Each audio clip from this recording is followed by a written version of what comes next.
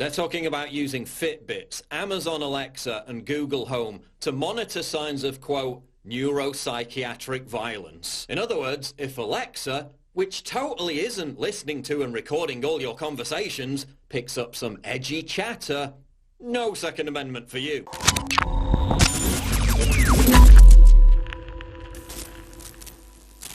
The story is still on the Drudge Report. President Trump administration discusses social credit score to see if you have the right to buy a firearm or not. Yep, there it is. It's been on Drudge for at least 48 hours now. And Paul Joseph Watson has just filed a new report on this. Let's go to the latest from PJW now. So you know how over the last 10 years we were bombarded with scandal after scandal of big tech corporations spying on us and selling our data? Remember how nobody really gave a damn? Remember how we continued to clamor for the latest iPhone, the latest smart home assistant, desperately rushing to fill the void of meaninglessness via the voracious consumption of products, completely blasé about the fact that we were literally complicit in creating the kind of surveillance dystopia that would make George Orwell scoff in disbelief? Yeah.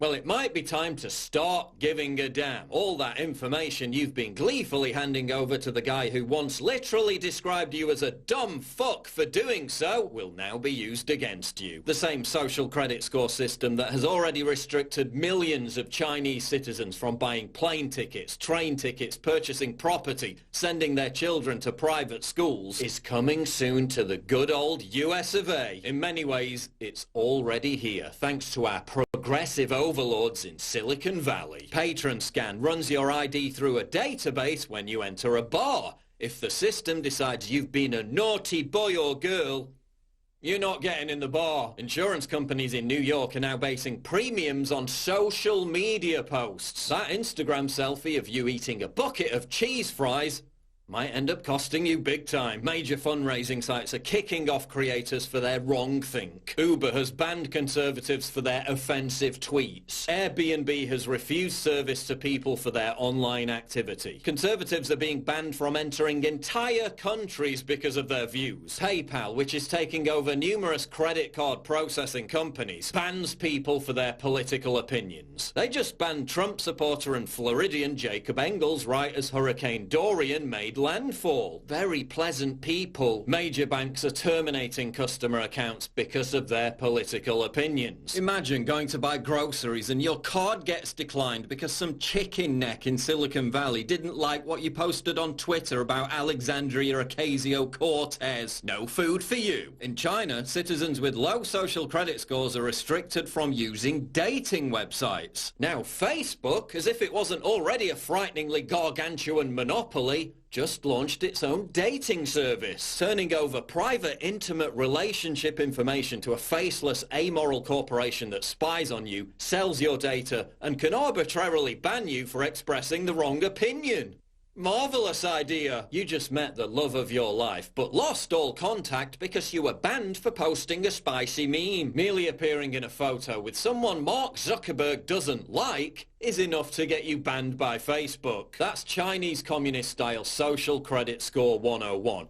Even if you just affiliate with a designated thought criminal, you get punished too. And if you think all this sounds like it was ripped straight from the plot of some nightmarish Black Mirror episode, that's because it was. That's reserved for members of our Prime Flight program. You gotta be a 4.2 or over to qualify. Oh, I'm a 4.2. I'm afraid you're actually a 4.183. Well, that's not my fault. Some woman dinged me down in the couch. Can't you just... I'm sorry, it won't let me book it without the correct ranking. 2 stars? 2 stars? Wasn't a meaningful encounter.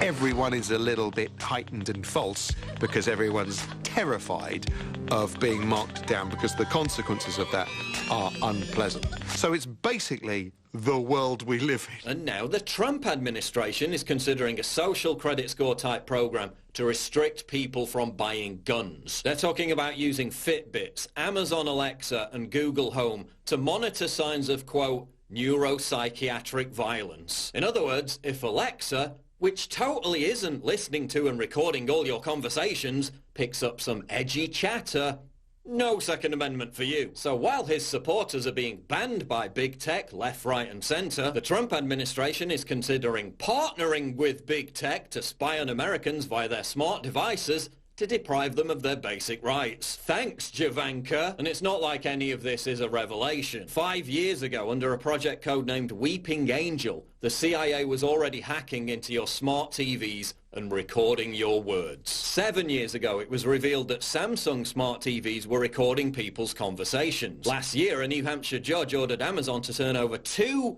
days of recordings from an in-home Alexa device. But they're totally not listening to all your conversations. Amazon already has the patent to use Alexa to detect, quote, an excited emotional state or a sad emotional state in your voice, then prescribe you medications based on that. Because Jeff Bezos really wants to take care of you. Alexa, what is the CIA? The United States Central Intelligence Agency, CIA. Alexa, are you connected to the CIA?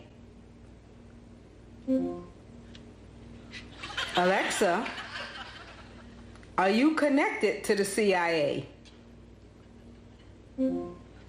I warned that all this was coming 13 years ago.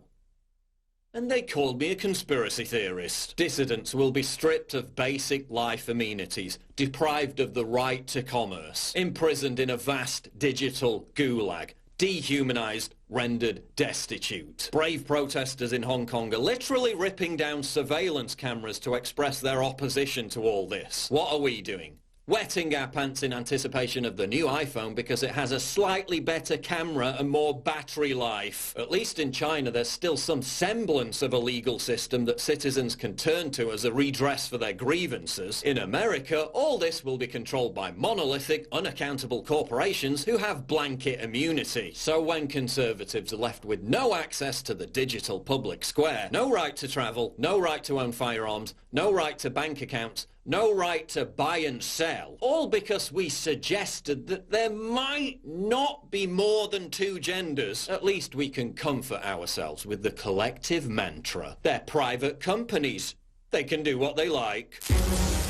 You know, here's the thing, though. It's conservatives now, but later it's whoever it's aimed at. It's always going to be at whoever it's aimed at.